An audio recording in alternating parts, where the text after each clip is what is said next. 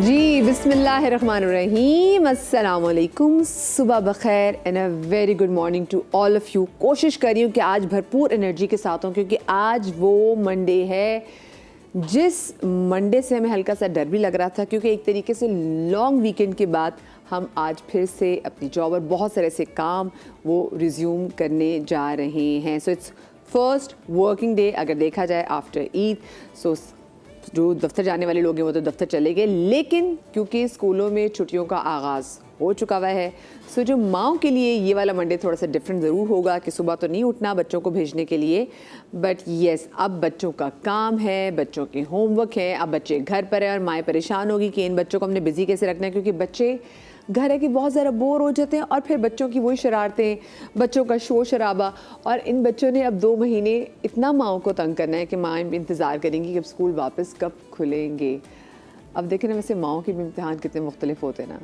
एक तरफ तो माएँ बच्चों के शोर शराबा, शरारतों से, उछल कूद से थक जाती हैं, और कुछ माँ ऐसी भी होती हैं जो कि दुआ करती हैं कि उनके बच्चे शोर करें, नॉर्मल बच्चों जैसी शरारतें करें, ढेर सारी बातें करें, लेकिन वही बात कि हर माँ के इम्तिहान मुख्तलिफ होते हैं। आज के शो में हम जिन बच्चों के हवाले से बात करने जा रहे हैं वो ज़रा से मुख्तलिफ हैं। ऐसा नहीं है कि उनकी जो सलाहियत है वो किसी आम बच्चे से कम है, वह न्यूरो डाइवर्जेंट बच्चे हैं जो नॉन वर्बल हैं। स्पेसिफ़िकली हमने पिछले दिनों कराची में एक वाक़या देखा और एक पोस्ट आई, एक बड़ा प्यारा बच्चा अब्दुल्ला जो कि न्यूरो डाइवर्जेंट बच्चा है, नॉन वर्बल बच्चा है, वो एक स्विमिंग पूल पे एक वाक़या पेश आता है कि वो जो दूसरा बच्चा है उसको लगता है कि बच्चा मुझे छेड़ रहा है, क्योंकि वो जो न्यूरो डाइवर्जेंट बच्चे होते हैं तो उनको आइडिया इतना नहीं होता, वो आपको आके प्यार भी करेंगे, हो सकता है वो आपसे थ्रेट फील करें तो आपको हाथ लगा देंगे।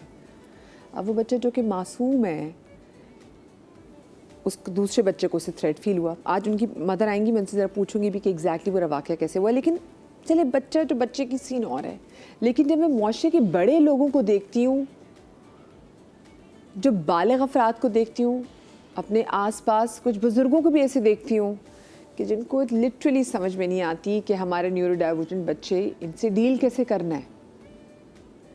मी being an sister to an autistic girl, हम फैमिली में हमारी ज़्यादा लड़कियां तो हैं नहीं, तो मेरी एक ही कज़न है, और क्योंकि कज़न मैरिज फैमिली हुई है, वो सेवियर ऑटिस्टिक है मेरी कज़न, वहाँ तो बहन है छोटी। तो हमने देखा है कि उसकी वजह से मेरी खाला कभी लोगों में बाहर जा नहीं सकी। क्यों? क्योंकि माशरा से अपने रिश्तेदार कुछ ऐसे होते हैं कि जिनको तमीज़ नहीं है कि अल्फाज का इस्तेमाल क्या करना है। अपने रिश्तेदारों से मैंने अपनी बहन के लिए सुना हुआ कि वो ये तो साईं है, वो बच्ची जो कि ऑटिस्टिक बच्ची है उसके लिए। तो फिर माँ का दिल कैसे करेगा ऐसे बच्चों को बाहर निकालने के लिए। और जब आप ऐसे बच्चों को बाहर निकाल नहीं सकेंगे तो फिर आप उन बच्चों के लिए कैसे काम कर सकेंगे, आप उनको स्कूल्स कैसे भेजेंगे। और आपको पता है, माँ बाप जिनके बच्चे न्यूरो डाइवर्जेंट होते हैं, जो किसी ना किसी उनको लगता है कि बहुत सेवियर ऑटिस्टिक भी हैं या किसी ऑटिज्म के स्पेक्ट्रम पे होते हैं, उनका ज़िंदगी भर 2 दुआएं होती हैं। एक दुआ ये होती है कि या अल्लाह पाक मेरे बच्चे को इंडिपेंडेंट बना दे, मेरे बच्चे को ठीक कर दे, ये आम बच्चों जैसा हो जाए। और दूसरी दुआ पता क्या होती है? अगर उसको लगता है ना कि पहली दुआ को बोलनी भी, तो उनकी दुआ ये होती है कि अल्लाह पाक मेरे बच्चे को मेरी ज़िंदगी में ही उठा लेना। ये बात मैंने इतने आराम से आपको कह दी है, लेकिन जब आप ये दुआ मांगते हुए ना, तो जब आप सोचें कि वो माँ बाप किस कर्ब और अज़ियत से गुज़रते होंगे, ये बात सोचते हुए कि हमारी ज़िंदगी में हमारे बच्चे का अल्लाह मियां जो भी इख्तिताम करना वो कर देना, क्योंकि हमारे बाद इसको कोई पूछने वाला नहीं है। क्यों? क्योंकि we are not ready, this society is not ready for such kids. मेरे साथ यहाँ पे एक्सपर्ट का पैनल मौजूद भी होगा। अब्दुल्ला वो बच्चा जिसकी मदर ऑफ कोर्स उन्होंने सोशल मीडिया पे पेज पे लिखा भी, हम खुद उसको देख के पढ़ के बड़ा तकलीफ़ में भी है, वो भी हमारे साथ होंगी। और ऐसे क्योंकि अब आगे आने वाले दौर में मैं आपको बताऊं, आप और मैं भी अपना चेकअप करा लेना, तो हम किसी न किसी स्पेक्ट्रम पे शायद आ जाएंगे। और मेरे साथ शो में मौजूद हैं फरियाल बरलास जो कि co-founder director learning hands rehabilitation centre हैं। साथ में मेरे साथ मौजूद हैं डॉक्टर ताहिरा अनस जो कि साइकेट्रिस्ट हैं, और अब्दुल्ला जिसकी मैंने बात की इस प्यारे शहजादे की मदर भी हैं। मेरे साथ मौजूद हैं मिसेस रिजवाना अब्बास जो कि खदीजा की मदर हैं और जो student of VV the bear school हैं। और साथ में मेरे साथ अभी मौजूद हैं रिजवानुल इस्लाम साहब जो कि इनका बेटा भी वो सेम हम जिन बच्चों की बात कर रहे हैं तो वो बच्चा हमारा न्यूरो डाइवर्जेंट बेटा है। सर मैं आप सबको अपने शो में खुश आमदीद कहती हूँ। और सबसे पहले तो मैं डॉक्टर ताहिरा पहले ज़रा मैं इस वाक़े के वाले से भी जानना चाहूँगी कि एग्जैक्टली वाक़या हुआ क्या था। अच्छा देखिए, हम लोग जब नॉर्मली न्यूरो डाइवर्जेंट माइंड की बात कर रहे हैं तो होता है कि उनको फ्लैशी चीज़ें, कलरफुल चीज़ें अच्छी लग रही होती हैं और ये उनका सॉर्ट ऑफ इफेक्शन एक्सप्रेस करने का तरीका होता है कि वो आपको टच करते हैं। They won't harm you, in few cases they are aggressive but not every autistic child is aggressive. So मेरा बेटा जो है वो एग्रेसिव नहीं है, तो वो उस बच्चे को टच कर रहा था, उसके गॉगल्स को, but still I do respect this thing, प्यार लेते हैं। हाँ एग्जैक्टली कि अगर सामने वाला अनकंफर्टेबल हो रहा है तो उसको वो चीज़ नहीं करनी चाहिए। This is what I agree and I understand, but again he has his own limitations, so I was trying to stop him। और ऐसा भी नहीं था बिकॉज जितने भी पेरेंट्स जो न्यूरो डाइवर्जेंट हैं they can relate with it कि हम कभी भी लेट बैक होके बैठते नहीं हैं। We are always on our toes, मतलब when we are around our children तो हम लोग बिल्कुल जो है ना वो अलर्ट होते हैं। So I was alert and I was trying to tell him कि मेरे बेटे के साथ ये सेंसरी नीड है and still I am trying to stop him. But उन साहब ने बहुत ज़्यादा चीखना चिल्लाना शुरू कर दिया and I was trying to tell him कि ये ऑटिस्टिक है, बट वही बात है कि वो चीज़ और ज़्यादा रिटेलिएट करेगी क्योंकि उन्होंने कहा कि जी अगर पागल है तो घर पे रखो। और ये चीज़ तो समझ से बाहर है ना कि हाँ फ़ौरन हम एक लेबल लगा देते हैं। एग्जैक्टली और ये मैं ऐसी जगह की बात कर रही हूँ जहाँ पे एक्सपेक्ट करते हैं कि कंपैरेटिवली एक अच्छे सोशो इकोनॉमिकल बैकग्राउंड के लोग आ रहे हैं जिनके पास एक बेसिक एजुकेशन भी होगी। ऐसा भी नहीं है कि आप कह रहे हैं कि जी बिल्कुल ही शऊर ही नहीं है, तालीम ही नहीं है, तो उनके पास थी। देन उनकी wife I, I try talking to her, मैंने उनसे कहा कि since you are a mother तो मुझे लगता है कि ख़वातीन कंपैरेटिवली ज़्यादा सेंसिटिव होती हैं। मैंने भी बात ही शुरू की तो उन्होंने कहा जी आप वुमेन कार्ड प्ले ना करें and it was one odd day. Oh my God कि मैं थोड़ा सा खुद वो क्या कहते हैं ना, आप थोड़ा कभी कभार आप अपने मूड में नहीं होते या आप ज़्यादा टेंस होते हैं, तो आई स्टेप बैक एंड मैंने फिर अब्दुल्ला को लेके, बेटी को मैंने वहीं छोड़ा पूल में और बेटे को लेकर मैं आ गई। अच्छा उसको पूल से निकाल के लाना वाज अनदर चैलेंज बिकॉज एक पैटर्न होता है, आपने कितनी देर स्विम करना है, तो उसका तो वो पूरा नहीं हुआ था, but I had to do it क्योंकि मसला हमारे यहाँ ये है कि अगर आप किसी को बताने जाते हैं, लाइक हम जब भी फिजिकल डिसेबिलिटी की बात करते हैं, ऑल्दो हम उसके लिए भी कोई बहुत ज़्यादा सेंसिटाइज माशरा नहीं है, but still we have acceptance. लेकिन मदिया हम जब अपने इन्वायरमेंट में देखते हैं, जब मेरे पास मेरा बेटा नहीं था तो मुझे ये चीज़ें, ये बातें इस तरह से फील नहीं होती थी जिस तरह से अब होती हैं, क्योंकि अगर कोई व्हील चेयर पर है तो स्टिल हम उसको थोड़ा मार्जिन भी दे देंगे, उसके लिए हमने रैम्प्स भी बनाए हुए हैं, उसको हम समहाउ अकोमोडेट करते हैं। लेकिन अगर कोई न्यूरो डाइवर्जेंट है, और देन अगेन जैसे आपने इंट्रो में बोला कि मैं खुद साइकोलॉजिस्ट हूँ, तो लोगों को ये लगता है कि यार ये तो बच्चा फिक्स कर सकती है ना, तो इसका अपना बच्चा ऐसा क्यों है। सो दैट्स द नोशन जिसके बारे में मैं बात करती हूँ कि इट्स नॉट ट्रू। मतलब मेरी साइकोलॉजी का it has nothing to do with my child's diagnosis, he is on spectrum and then every child who is on spectrum is different. Few are aggressive, few are not. हर बच्चा Elon Musk नहीं है, हर बच्चा रिजवान के बेटे की तरह university तक नहीं जा सकता। So every child who is on spectrum is different. हर बच्चा, हर पेरेंट्स का एक्सपीरियंस बिल्कुल डिफरेंट है। मुझे आप एक बात बताएं डॉक्टर ताहिरा, मैंने तो डायग्नोसिस हमारे अपने नहीं हुए ना, हमारे तो ऐसे बहुत सारे ऐसे लोग हम अपने आसपास भी देखते हैं कि मुझे लगता है अगर उनका भी कराएं तो वो ADHD वो भी निकल आएंगे, वो भी किसी ना किसी स्पेक्ट्रम पे हो सकता है। मुझे भी लगता है कि मैं स्पेक्ट्रम पे हूं। हाँ, हम कहते हैं कि जी पहले डायग्नोसिस कम थे, अब बढ़ रहा है मोबाइल की वजह से, व्हिच इज नॉट ट्रू। अब इसलिए बढ़ रहा है कि अब लोगों में शऊर आ रहा है। अगर मुझे लगा कि मेरे बेटे के अंदर सिम्टम्स है तो मैंने असेसमेंट करवाने में, उस पर बात करने में झिझक महसूस नहीं की। लेकिन अगर मैं 20 साल पहले देखूं, 25 साल पहले देखूं, हमारे पड़ोस में एक बच्चा था जो डाउन सिंड्रोम था, एक ऑटिस्टिक था, उन सबको क्या कहते थे, अल्लाह लोग हैं। उसको सारा दिन आपने कमरे में बंद कर दिया, छत पे रख दिया, ना उसने पढ़ाई की ना उसने शादी की। सो आपने उन चीज़ों को यूं मॉडिफाई किया हुआ था ना, अब लोग एक्सेप्ट कर लेते हैं कि वो जो आपने बात की ना कि छत पे रख देते हैं। ओह माय गॉड, मतलब आप देखिए उस बच्चे को आप आइसोलेशन में आपने डाल दिया। एंड मदिया अगर आप रिफ्लेक्ट बैक करें ना तो हम सब ने अपने मोहल्लों में, अपने खानदान में कोई एक आधा बंदा ऐसा देखा है जो डायग्नोस नहीं था और उसको इसी तरह के कोई नाम दिए हुए थे। किसी ने दरवेश बोल दिया, किसी ने अल्लाह लोग बोल दिया, किसी ने कहा कि जी ये किसी मन्नत का नतीजा था, तो बस इसको दुनिया से लगाव ही नहीं है, which is not true. Human nature है ना। और हर बच्चे की जब हम बात करें, एक ही पेरेंट्स के अगर 2 से 3 बच्चे हैं, आप ये बात करती ना, मैं अभी रिसेंटली अब्दुल्ला को चोट लगी तो हमें जिस दिन ये वाकया उस अगले दिन उनको चोट भी लगी। तो हम हॉस्पिटल गए और वहाँ पे डॉक्टर ने मुझसे पूछा कि आपके कितने बच्चे हैं। अच्छा, चोट उसके पैर में लगी थी, which was not even relevant. तो उन्होंने कहा आपके कितने बच्चे हैं, मैंने कहा 2 बच्चे हैं, तो दूसरी मेरी बेटी भी छोटी है। तो ये सेड कि वो ठीक है। तो आपको ये लगता है कि जो ऑटिज्म पर है वो खराबी है, अब मैं अगर बोलूँ कि जी वो ठीक है तो मैं बोलूँ कि ये ख़राब है, और अगर मैं बोलूँ कि जी वो ठीक नहीं है तो हमारे यहाँ इवन जो लोग इस मेडिकल के प्रोफेशन में हैं, जो एजुकेशन के प्रोफेशन में, they are not even well trained. अच्छा, यहाँ तो हमारे साथ मसला ये भी है ना कि फिर यार अगर बच्चा किसी स्पेक्ट्रम पे फॉल करता है तो हम समझते हैं कि ये माँ का कसूर है। माँ ड्यूरिंग प्रेगनेंसी फ़ोन पे थी, माँ एक्टिव नहीं थी, मतलब माँ का तो इससे कोई लेना नहीं। या फिर उनको लग रहा होता है कि अच्छा चलो बच्चा क्योंकि स्पेक्ट्रम पे चला है क्योंकि माँ बच्चे को टाइम नहीं दे सकी। हमारे यहाँ बड़ा आसान होता है वैसे भी माँ को हर चीज़ के लिए ब्लेम कर देना। और मैं क्या बोलूँ, मैं अल्लाह पाक से दुआ करती हूँ अल्लाह पाक थोड़ा सा लोगों को सेंसिटिव बनाए, लोगों को एम्पैथ बनाए। तो कितने आराम से, एक तो माँ से ज़रा तकलीफ किसी को नहीं होगी, बच्चा किसी भी स्पेक्ट्रम पे या बच्चा उनको ज़रा सा बाकी बच्चों से थोड़ा सा पीछे लगे। अभी कुछ दिनों पहले की एक वीडियो है जो डॉक्टर ताहिरा, क्योंकि इनका एक प्लेटफॉर्म है जो कि पब्लिक है, तो हम देखते हैं एक गायनाकोलॉजिस्ट हैं जिन्होंने कहा हुआ था कि ये माँ का कसूर होता है क्योंकि जब वो मोबाइल ज़्यादा यूज़ कर रही होती है, मोबाइल ज़्यादा इस्तेमाल कर रही होती है। तो वो कंसर्निंग पॉइंट इसलिए था कि अगर कोई सीनियर डॉक्टर एक सोशल मीडिया प्लेटफॉर्म पर इस तरह की बात करें तो वो पेरेंट जो कि एजुकेटेड नहीं है वो इस चीज़ को किस तरह अडॉप्ट करेंगे। तो उसी को क्योंकि वो बिलीव करना चाहते हैं। 100%। तो जब पहले फ़ोन नहीं होता था तब बच्चे जो ऑटिस्टिक थे, क्योंकि वही वाली बात है ना कि ये तो अब हमें भी शऊर ज़्यादा आ गया और हमने आसपास केसेस बहुत देखते हैं। मैं एक जगह पढ़ भी रही थी कि with the passage of time, क्योंकि अब हमारी आबो हवा में भी इतनी चीज़ें हैं कि आगे जाके जो हमारे हर 10 में से एक इंसान ऑटिस्टिक होगा किसी स्पेक्ट्रम में, तो इसका मतलब है कि आगे जाके रेशियो और बढ़ने वाली है। फिर इसमें माँ बाप का तो कोई कसूर नहीं है। अच्छा, तो आप वही कहते कि अच्छा लोग रेडी नहीं है इस चीज़ के लिए, और डॉक्टर्स की भी आपने बात बता दी। हालांकि अवेयरनेस बहुत है लेकिन आई गेस लोगों को अब शायद एक्सेप्टेंस नहीं है, क्योंकि जितना अब सोशल मीडिया प्लेटफॉर्म्स पे लोग पब्लिकली आकर थेरेपिस्ट अपना टाइम निकाल के अभी एक रीसेंट डॉक्टर ताहिरा का ही मैंने एक और पोस्ट देखा जिसमें वालदा ने किसी चीज़ पे इनको ब्लेम करा हुआ था। तो जस्ट मैं ये देख रही थी कि एक वालदा जो कि ऑलरेडी जिसका एक इतना टफ रूटीन है, ज़ाहिर है वो अब्दुल्ला को ओवरऑल देख रही हैं, थेरेपी सेंटर्स लेकर जाती हैं, उनकी अपनी एक और बच्ची भी है। उसके बाद अगर लोग ये एक्सपेक्ट कर रहे हैं कि सब कुछ इन्हीं से पता लग जाए और उस पर वो नाराज़ भी हो रहे हैं कि आपने सही से जवाब नहीं दिया या आप कमेंट्स में रूड थी, तो वो एक चीज़ मतलब मुझे लगता है कि अब तो बहुत आसान है, जब मोबाइल का गलत इस्तेमाल हो सकता है तो उसका आप बेहतर भी इस्तेमाल कर सकते हैं। और अब आप सब कुछ आपके फिंगर टिप्स पे है, आप कुछ भी सर्च करेंगे वो आपको इजीली मिल जाएगा। लेकिन वो ज़ाहिर है मदिया मेरी बेटी जो है वो न्यूरोटिपिकल है, she is smaller than Abdullah. उसका अगर मैं फ़ोन यूसेज देखूँ तो अब्दुल्ला से कहीं ज़्यादा है उस एज में भी, जब अब्दुल्ला उस एज में थे, because he was my first born, तो आई वॉज ऑल इन ना।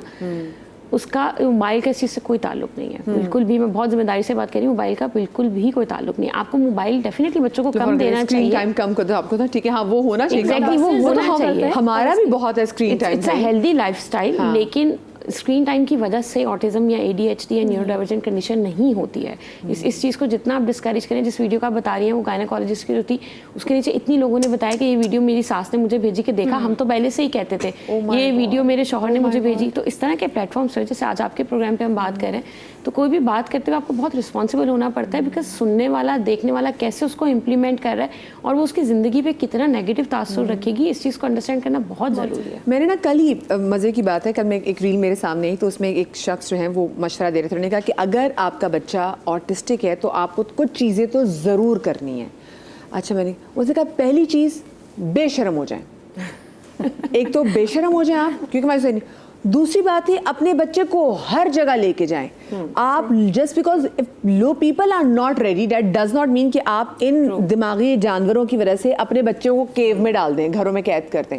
उन्होंने कहा ये तो आपने हर सूरत में करना ही नहीं है। अगर आपका बच्चा कहीं लाउड हो रहा है, कहीं रो रहा है, चीख रहा है, बी ओके अबाउट इट, ये अपने लिए इसको नॉर्मलाइज कर दें।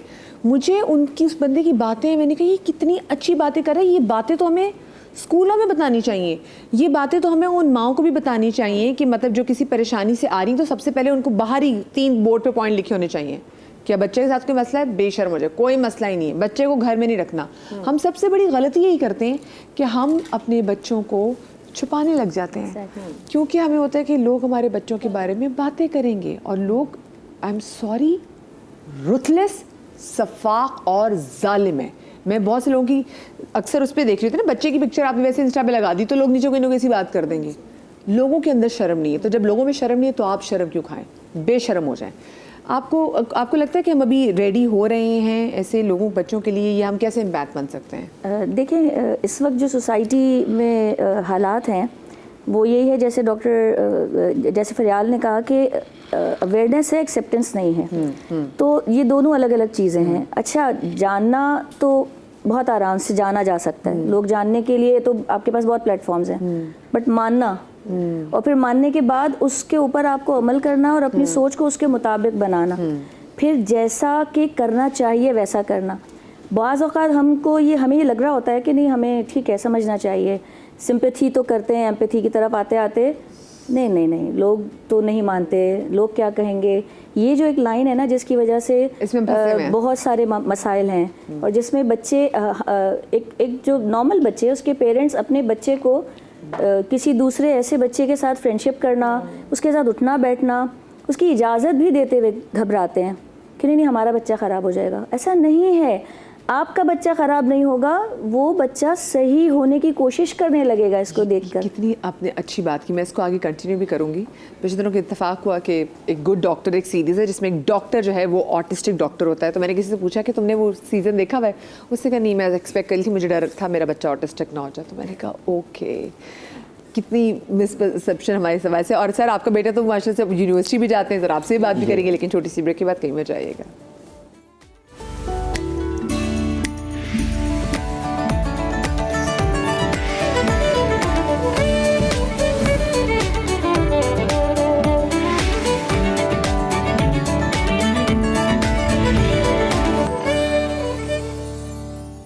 Welcome back after the break. और ब्रेक के बाद हमें उसामा कादरी ने भी ज्वाइन किया है, और जब भी हम स्टूडेंट्स और पेरेंट्स के हवाले से कोई मसले मसाइल होते हैं तो उसामा हमें ज़रूर ज्वाइन करते हैं। और साथ में अनीज़ा जो कि सीनियर थेरेपिस्ट हैं पढ़ो खेलो पाकिस्तान की, वो भी हमारे साथ यहाँ पर मौजूद हैं। अच्छा, मिसेस रिजवाना की बेटी खतीजा जो है वो वीवी द बेयर स्कूल में पढ़ती, तो ज़रा मैं वीवी द बेयर स्कूल के हवाले से भी जान लूँ कि ये स्कूल के हवाले से बताया उसामा, ये क्या कॉन्सेप्ट है? बेसिकली ये स्कूल जो वीवी द बेयर स्कूल है, basically it's an inclusive school, ठीक है। अच्छा, इंक्लूसिव स्कूल हम स्पेसिफिकली मेंशन करना नहीं चाहते कभी भी, क्योंकि इंक्लूजन कोई ऐसी चीज़ नहीं कि हम किसी को कोई स्पेसिफिक राइट दे रहे हैं या हम कोई किसी पे एहसान कर रहे हैं। इंक्लूजन दुनिया भर में इंक्लूजन इज़ समथिंग जो कि है, हर बच्चे का राइट है। और अगर हम किसी को इंक्लूड कर रहे हैं तो यहाँ पे तो एक तरह से हम किसी पे एहसान कर रहे हैं कि जी हम स्पेशल बच्चों को अपने पास ले रहे हैं, हम नॉन टिपिकल बच्चों को अपने पास ले रहे हैं, लेकिन बज़ाहिर तौर पे मतलब हम उस चीज़ को उस तरह से बोलना नहीं चाहते।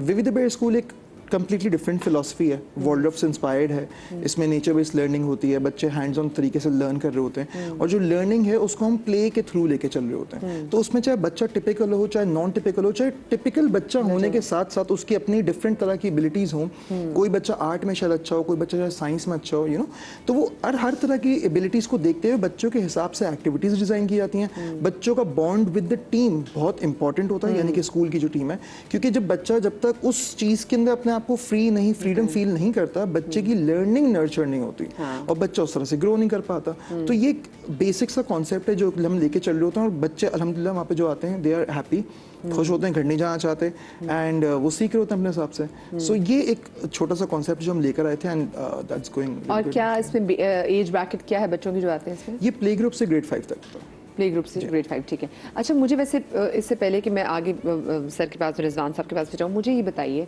कि जब न्यूरो डाइवर्जेंट, क्योंकि बहुत से लोग जो मुझे देख रहे हैं आप लोगों को नहीं पता, प्लीज़ अगर आप लोग मेरी अपनी बहन की थोड़ी सी इज्जत करते हैं और आप चाहते हैं कि मेरे साथ साथ आप भी सीखें, तो please this is very important कि मैं जो बात करने जा रही हूँ डॉक्टर से आप भी समझिएगा, और आपको पता होना चाहिए कि आपने कैसे ऐसे पेरेंट्स की हेल्प करनी है जो कि न्यूरो डाइवर्जेंट पेरेंट्स हैं, ठीक है। मुझे बताएं कि हम जब न्यूरो डाइवर्जेंट टर्म के हवाले से बात करते हैं, सो क्या इसमें सिर्फ ऑटिस्टिक बच्चे ही लाई करते हैं? नहीं, इसमें ADHD आ जाता है, डाउन सिंड्रोम आ जाता है। इसकी सिंपल सी मिसाल इस तरह से है कि हमने न्यूरोटिपिकल और न्यूरोडाइवर्जेंट दो डिवाइड कर दिया।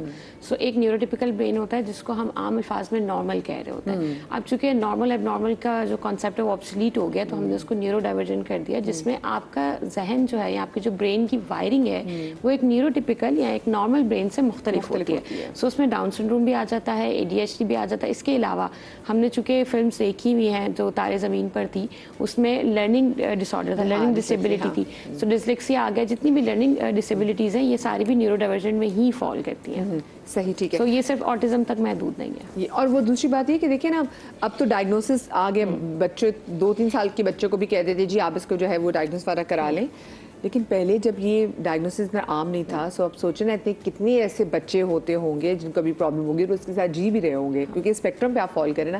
रिजवान साहब, मैं आपके बेटे के बारे में जानना चाहूँगी, क्योंकि बहुत सारे ऐसे पेरेंट्स, वही वाली बात ना, लोग बहुत घबराते हैं, अपने बच्चों के बारे में शेयर नहीं करते अगर किसी बच्चे को प्रॉब्लम हो। तो आपको कब पता चला कि आपके बच्चे के साथ प्रॉब्लम है, और आप माशा से जैसे यूनिवर्सिटी जाते हैं, तो मुझे तो सोच के सुन के बड़ी खुशी हो रही है। थैंक यू सो मच आपके चैनल का और आपका कि आपने इनवाइट किया।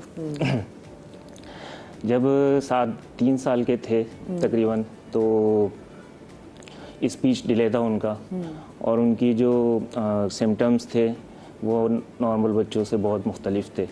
ये 2010 की बात है। मतलब खिलौनों से नहीं खेलना, बेल्ट से खेलना, पतीली को चमचे से बजा के बहुत खुश होना, और इस टाइप की चीज़ें थीं, और बहुत ज़्यादा हाइपर थे। तो उस वक्त इतनी ज़्यादा अवेयरनेस भी नहीं थी ऑटिज़म के मुतालिक। हमने जो है वो इंटरनेट पे देखा, और फिर जो सिम्टम्स थे वो मैच किए, तो पता चला कि ये ऑटिज़म के सिम्टम्स हैं इनके साथ। उसके बाद कितना मुश्किल होगा पेरेंट्स के लिए, क्योंकि जब आप खानदान में कोई और बच्चा होता है ना, फिर आप कहते हैं अच्छा इसकी तो ये माइलस्टोन से अबूर कर लिए, ये तो ये भी कर रहा है, हमारा बच्चा नहीं कर रहा। वो कितना मुश्किल टाइम होता होगा वैसे। बिल्कुल टफ़ टाइम होता है, लेकिन अल्लाह पाक ने आपके लिए क्या चीज़ आगे रखी हुई है वो उस वक्त आपको नहीं पता होती है। तो इसी तरह से साथ के साथ भी था। तो फिर हमने जो है वो मालूमात की कि भाई कौन हैं जो ऑटिज़म में डील करते हैं डॉक्टर्स उस वक्त, और कौन से ऐसे इदारे हैं जो काम कर रहे हैं। तो फिर हमें उन इदारों का पता लगा, और उन डॉक्टर्स से हमने कंसल्ट किया, आगा खान में भी और दूसरे हॉस्पिटल्स में भी। उसके बाद जो है वो उन्होंने उनको मेडिसिन वगैरह रिकमेंड की। मेडिसिन खाने से जो है वो बिल्कुल जिसे कहना चाहिए कि सुन्न हो जाना वो हो गए, तो हमने उनकी मेडिसिन बंद कर दी। उसके बाद उनकी स्पीच थेरेपी स्टार्ट हुई। उस वक्त इतने ज़्यादा कोई सेंटर्स भी नहीं थे, तो 20 मिनट्स की उनकी एक क्लास होती थी रेगुलर, मैं उनको लेके जाता था, और तकरीबन जो है वो 11 महीने उनकी ये थेरेपीज चली। उसके अलावा जो है वो घर में मैंने और मेरी वाइफ ने उनको जो टाइम देते थे तो हम उनसे बातें कर रहे होते थे।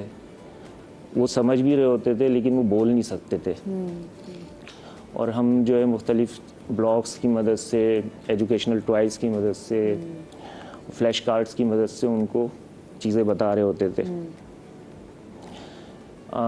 जब वो बोल नहीं रहे थे उस वक्त भी हमने उनका नॉर्मल स्कूल में एडमिशन कराया। लेकिन और अच्छी बात है, आपने एडमिशन कराया, नॉर्मल स्कूल ने लिया भी। नॉर्मल स्कूल ने ले लिया उन्हें, लेकिन हुआ यही कि वो 1 हफ्ते गए और उसके बाद फिर उन्होंने एक्सक्यूज़ कर दिया कि ये बच्चा जो है वो बोलता तो है नहीं, और क्लास में बैठा रहता है, सो जाता है, तो अभी तो फ़िलहाल नहीं ले सकते हम इनको। फिर अल्हम्दुलिल्लाह जब 11 महीने बाद थेरेपी जो आपने इसको कराई, जी थेरेपीज़ हो रही थी, तो अल्लाह ने उनको बोलने की ताकत दी। और मुझे वो लम्हा याद है जब उन्होंने पहला वर्ड बोला, टिशू। हाँ, और वो उधर ही जहाँ पे हम थेरेपीज़ के लिए जाते थे वहाँ पे उन्होंने ही बोला। उसके बाद जो उनके साथ सोशल इश्यूज़ थे वो अपनी जगह रहे।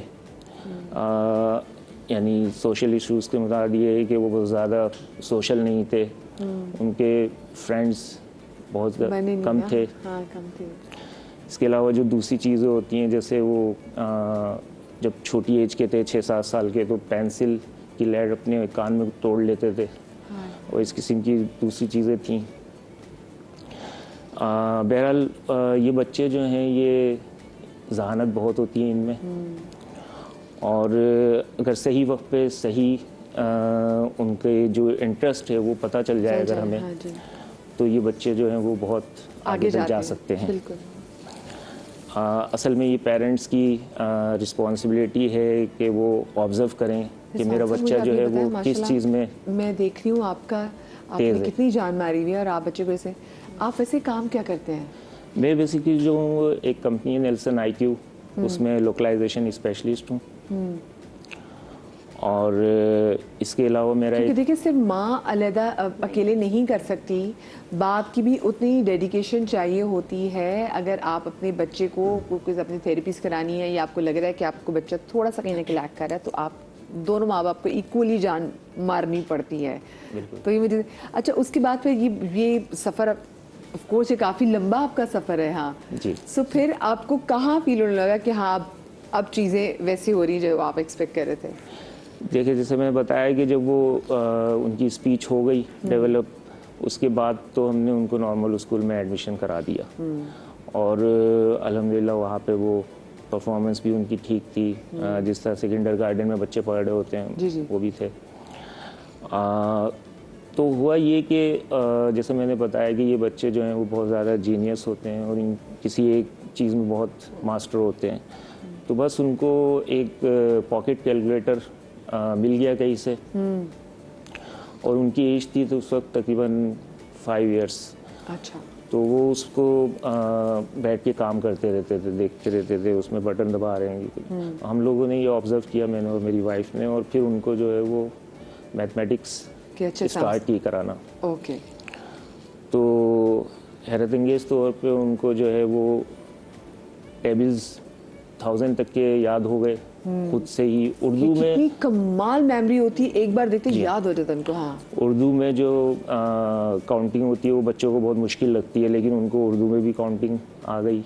उसके बाद इनको बेसिक मैथ कराना स्टार्ट किया, तो इन्होंने 6 मंथ में ही तकरीबन 7-8 क्लास तक की मैथ कर ली।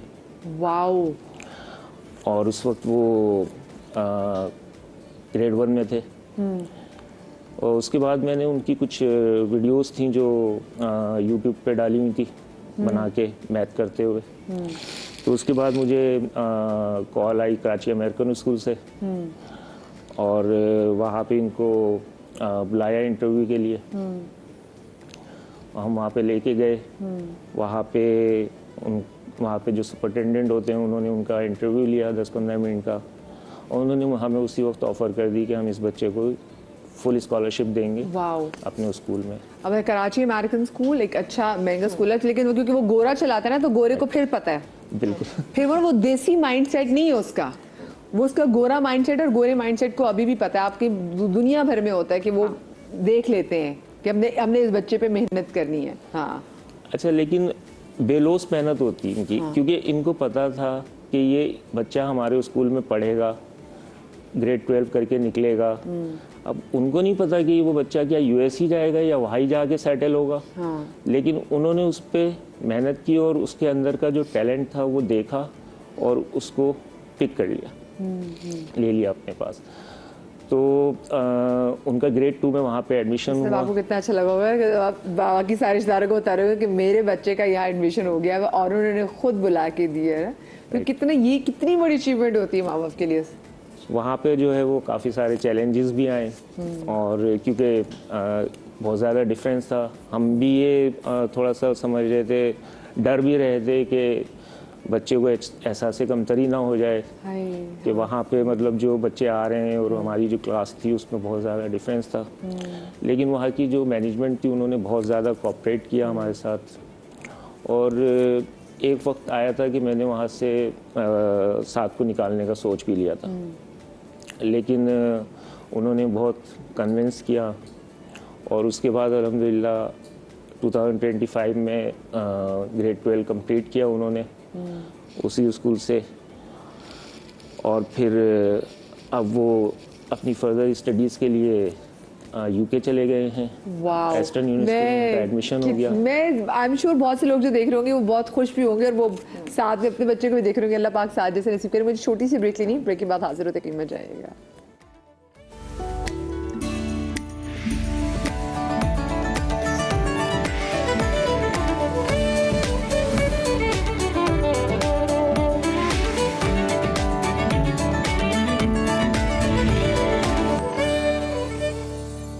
जी welcome back after the break.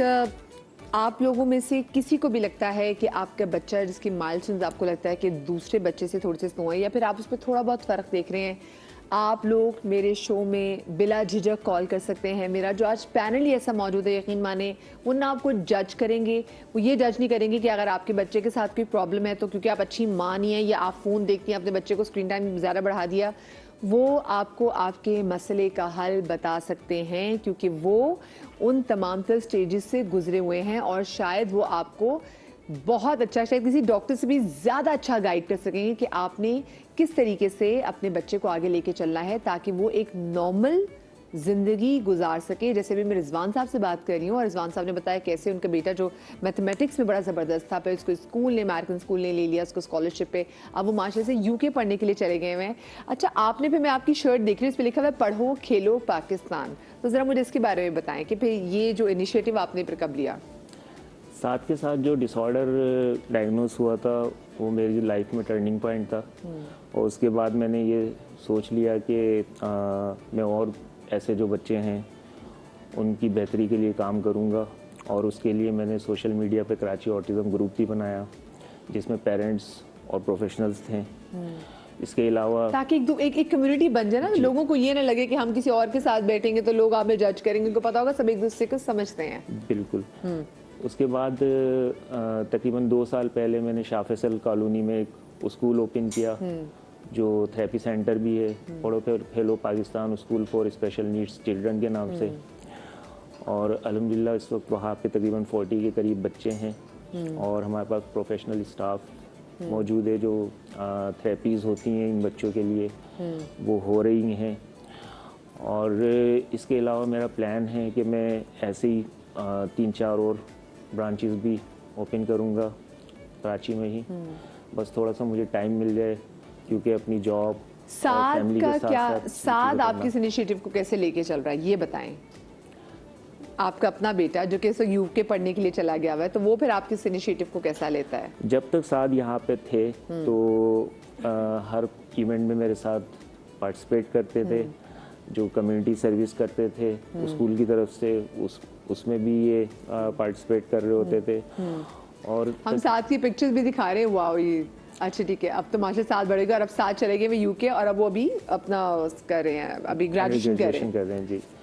ज़बरदस्त ज़बरदस्त, दिस इज़ ग्रेट। और अपने अब्बा के साथ वो कैसे वो पूरा ये जो आपने इनिशिएटिव लिया है उसको पूरा करने की कोशिश करें, दिस इज़ ब्रिलियंट। मैं देख रही हूँ कि हमारे पास इतनी अच्छी सक्सेस स्टोरीज है। मैं आपको फिर से बताऊँ, देखें नेटफ्लिक्स पे अगर आपको है आप 2 देख लीजिएगा, एक गुड डॉक्टर की सीरीज़ अभी है, इससे पहले कि वो हट जाए, उसमें जो गुड डॉक्टर है ना वो एक ऑटिस्टिक बच्चा होता है और क्योंकि हम बात करें कि जो ऑटिज्म के स्पेक्ट्रम पे आते हैं वो कहीं ना कहीं अल्लाह पाक ने उनको ऐसा बनाया है, उनका दिमाग बहुत शार्प होता है। सो अगर आप उसको अच्छे तरीके से गाइड करेंगे तो वो बच्चा, और वो दिखाते हैं वो जो डॉक्टर भी ना उसकी डायग्नोसिस ही और है, वो इतना जीनियस डॉक्टर होता है पर वो ऑटिस्टिक होता है, तो कुछ चीज़ें इसको ट्रिगर ज़रूर करती हैं लेकिन वो डॉक्टर बेहतरीन होता है। तो प्लीज़ आप लोगों में से कोई भी अगर ऐसा कोई, मुझे मालूम है लोग झिझकते हैं बात करते हुए, शर्माते हैं। अच्छा, आप वहाँ पे क्योंकि अनीसा होती भी हैं, वहाँ पे बच्चों को किस किस्म की जो है वो थेरेपीज दी जाती हैं और किन किन मुश्किलात का आप देख रहे होते हैं कि पेरेंट्स सामना कर रहे होते हैं? हमारे पास जो है पढ़ो खेलो पाकिस्तान में मुख्तलिफ किस्म की थेरेपीज दी जा रही हैं। इसमें रेमेडियल थेरेपी है, स्पीच थेरेपी है, फिजियोथेरेपी है और इसके अलावा ऑक्यूपेशनल थेरेपी है। माँ बाप ऐसी कौन सी थेरेपी है जो घर में खुद भी जो अफोर्ड ना कर सकते तो वो करवा सकते हैं? ऐसी कुछ ऐसी थेरेपीज जो कि पेरेंट्स जब आते हैं थेरेपीज करवाने के लिए तो जो लोग अफोर्ड नहीं कर सकते उनकी हमारे पास फ्री ऑफ कॉस्ट सर्विसेज है और कुछ हमारे पास फीस क्राइटेरिया भी ऐसा है जो लोग अफोर्ड नहीं कर सकते उनके लिए, और पेरेंट्स को हम सेशन में बिठाते हैं, साथ में एजुकेट करते हैं, उनको थेरेपीज की टेक्निक सिखाते हैं ताकि पेरेंट्स जो है वो घर जाके भी इसको इम्प्लीमेंट कर सकें बच्चे पर। सही। अच्छा, मैं रिजवाना जी, मैं आपकी स्टोरी जानना चाहूँगी, मैं खतीजा की स्टोरी जानना चाहूँगी आपसे। खदीजा ज़हरा इस वक्त 5 इयर्स की हैं। जब वो तकरीबन 1.25 साल की थी तब से ही मैंने उनको प्ले ग्रुप में एडमिट करवाया था कराची के एक बहुत अच्छे स्कूल में जो कि वीवी द बियर स्कूल के नाम से, इट्स इंक्लूसिव सेटअप। अच्छा, खदीजा सिर्फ बोलना देर से सीखी है, ऐसा बाकी तो कोई मसला नहीं, बट इंक्लूसिव सेटअप में उसको भेजना आई एम वेरी सेटिस्फाइड। मैं ख़ुद भी पर्सनली एजुकेशन से ताल्लुक़ है, मैं कॉलेज लेक्चरर हूँ और खदीजा जो है वो वहाँ पर जाकर जो सीख रही है वो हमारे माशरे के आगे आने वाली नस्ल को सीखना बहुत ज़रूरी है। खदीजा की क्लास में अल्हम्दुलिल्लाह हर तरह के बच्चे हैं और वो बिल्कुल जेलन होके काम करते हैं, मिलजुल के खेलते हैं, बैठते हैं, उठते हैं, प्ले डेट्स पर भी जो है वो साथ जाते हैं। इवन वीडियो कॉल्स पे भी बात होती है। दैट इज़ अनदर के घर पर अगर छुट्टियां और याद आ रही है तो हम बात कर लें, ये भी जो है वो है। जो मेन बात है वो ये कि देखें, जो इंक्लूसिव की बात कर रही थी, जैसे सर ने कहा कि मैं कोई एहसान नहीं कर रहा हूँ, इंक्लूसिव कोई ऐसी टर्म नहीं है कि जिसके लिए मैं बताऊँ कि एक स्पेशल बच्चे भी मेरे पास हैं। मैंने कहा था बिल्कुल बिगनिंग में अपनी एक बात में कि मेरी बच्ची ख़राब नहीं हो रही है, लेकिन दूसरा बच्चा मेरी बच्ची से कुछ ना कुछ सीख रहा है और मेरी अपनी बच्ची उससे सीख रही है, मोहब्बत करना सीख रही है, उसके साथ बैठना सीख रही है, माशरे का एक अच्छा फ़र्द उसको बनाने में उसकी मदद करना सीख रही है। इंक्लूसिव के वर्ड में इन आता है, मतलब we are in one umbrella. ये कॉन्सेप्ट डेवलप होना बहुत ज़रूरी है। और जो सबसे इम्पोर्टेंट बात है वो ये है कि 2 रंग होते हैं, हमने बड़ी बचपन में सीखा था, प्राइमरी एंड सेकेंडरी कलर्स। 2 अलग अलग रंगों को मिलाएं तो तीसरा कोई और रंग बन जाता है।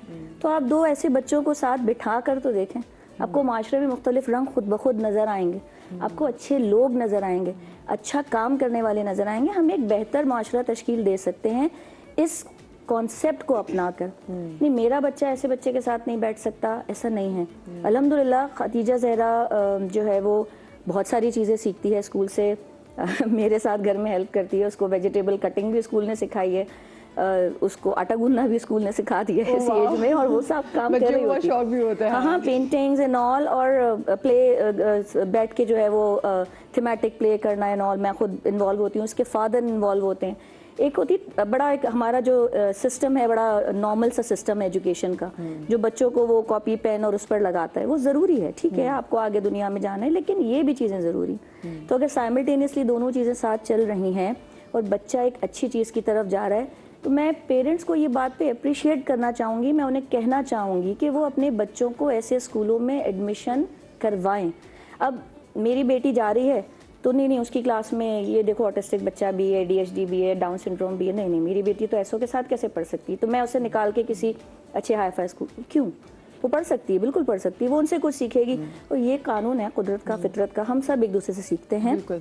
और मुझे लगता है ये बच्चे, बहुत सारे बच्चे जो है ना, ये माँ बाप से सीखते हैं कि माँ बाप ऐसे बच्चों को देख के ना, मतलब जो उनको ज़रा सा ऐसे बच्चे, अगर आई एम सॉरी प्लीज, माँ बाप अगर वो देखें कि जी बच्चा को उनको लग रहा है थोड़ा सा स्लो है, तो माँ बाप कहते हैं हमारा बच्चा ज़रा से पीछे हो जाए, फिर वो बच्चे एग्जैक्टली वही सीख रहे थे जो उनके माँ बाप ऐसा ही सिखा। मतलब मैं अगर भाग रही हूँ तो मैं मेरे साथ किसी को लेकर भागूं, दिस इज रेस।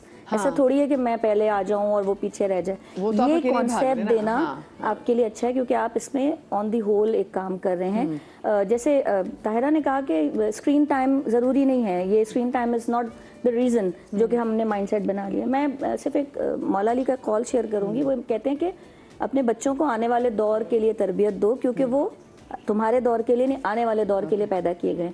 ये स्क्रीन है, ये टेक्नोलॉजी है, आगे आने वाली चीज़ें, ये बच्चों को आगे काम आनी है, क्योंकि दुनिया में ये है, आप उन्हें पीछे नहीं कर सकते। बट इसके साथ साथ वो जो इमोशंस हैं, वो जो एम्पैथी है, वो जो केयर है, वो जो शेयरिंग की फीलिंग है, वो भी आपको अपने बच्चे को सिखानी है, क्योंकि सिर्फ आप एक पढ़ा लिखा इंसान ना बनाएं, एक अच्छा इंसान बनाएं। एक चीज़ ऐड करूँगी मदिया कि हमारे अंदर फिर भी बच्चों की जब हम बात कर रहे हैं, हम भी इत्तेफाक ऐसा कि जब से बात हो रही है तो हम न्यूरो डाइवर्जेंट बच्चों की बात करें, वही बच्चा एडल्ट भी तो बन रहा है ना। बिल्कुल।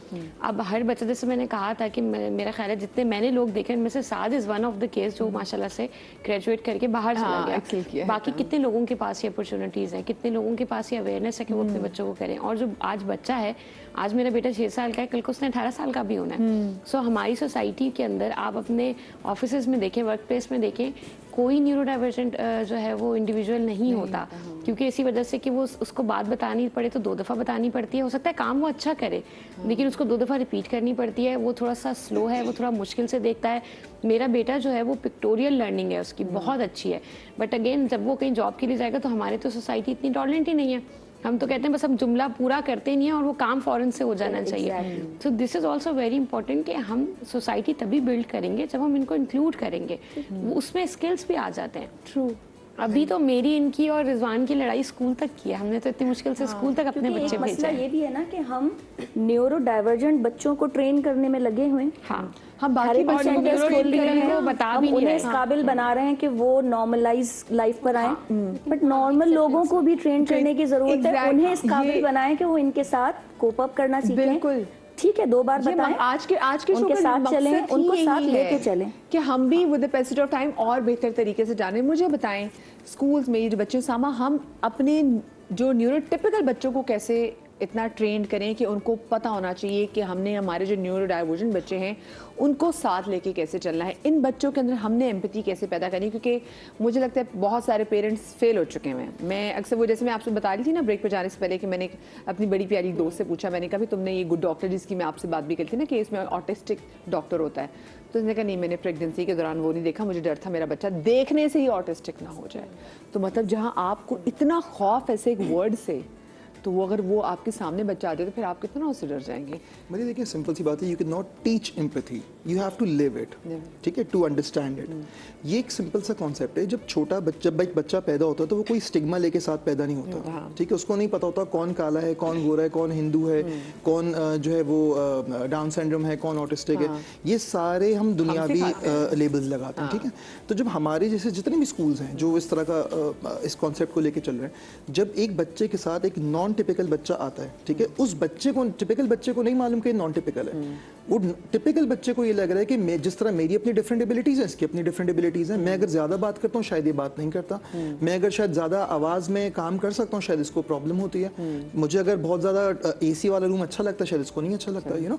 उस बच्चे को नहीं पता, वो उसका वैसे ही ग्रो हो रहा होता है। एंड कभी अगर आपको अगर मौका लगे, कभी आप आगे स्कूल में आके देखें तो यू विल बी अमेज्ड कि बच्चों को एक्चुअली फर्क नहीं पड़ा होता। अगर वो साइड वाले, जैसे अगर अब्दुल्ला ने अगर हमारे स्कूल में किसी बच्चे से चश्मा लिया होता तो शायद बच्चे को प्रॉब्लम ही नहीं हुई थी, बच्चा उठ के शायद उसकी पेंसिल लेके आया था कि चश्मा जब वापस दूंगा तब पेंसिल ले लेना, you know, that's how they learn and that is very normal also. अभी अगर मैं आपकी कोई चीज उठा लूंगा तो शायद आप या तो मुझसे लड़ेंगे या फिर आप भी मेरी कोई चीज लेंगे, that is normally what we do, right. तो यही चीज जब उन बच्चों के साथ भी हम करेंगे, जो भी बच्चा है, ठीक है, मैं देने मेरे लिए टिपिकल नॉन टिपिकल दोनों सेम होते हैं, तो रिएक्शन ऐसा ही आएगा।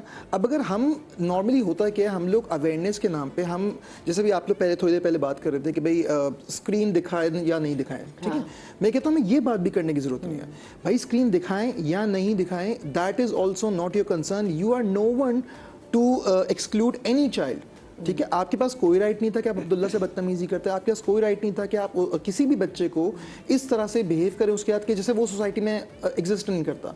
Just because you have power, just because you think you have power, I would say, ठीक है, तो आप किसी को भी अगर एक्सक्लूड करना चाह रहे हैं, इस तरह के लेबल्स देना कि पागल बच्चा है तो घर पे रखो, तो देखिए नॉर्म्स के हिसाब से सोसाइटी के, not because just because you think you have a power, because just because you think that your kid is superior, Exactly. you think that your kid is like, वो जितनी सारी milestone is doing it like a pro, that does not give you a right कि आप किसी भी बच्चे को जज करें, आपको नहीं पता भाई। क्योंकि देखिए उस कॉन्सेप्ट के हिसाब से, नॉर्म्स के हिसाब से जो आपने बिहेवियर शो किया वो भी नॉर्मल अरे नहीं वो है। तो आप अब नॉर्मल है। Exactly. मैंने जब इन्होंने लिखा तो मैंने तो उसके, जब मैंने इनकी पोस्ट पढ़ी थी तो मैंने उसमें भी नीचे लिखा कि भाई ऐसा बंदा जो कि किसी बच्चों के साथ भी ऐसे कर रहे हैं, वो तो खुद असल में जानवर है। Exactly. क्योंकि इंसान तो सोशल एनिमल है, आप इंसान सोशल में तो बाहर निकलेगा, लोगों से भी मिलेगा, और अगर आप किसी को कह रहे हैं कि अपने बच्चे को घर पे रखो, तो जो आपकी सोच है वो तो आपकी जानवर है, तो ऐसे लोगों को बाहर ही निकलना चाहिए। सोसाइटी का मूवी मसला ये है कि हम तो भी काले गोरे छोटे मोटे पतले लंबे से नहीं निकले, तो उसमें जब आप न्यूरो डाइवर्जेंट कहते हैं तो उनके पास उसके लिए एक ही नाम है, विच इज़ पागल वाला या मेंटली रिटार्डेड वाला।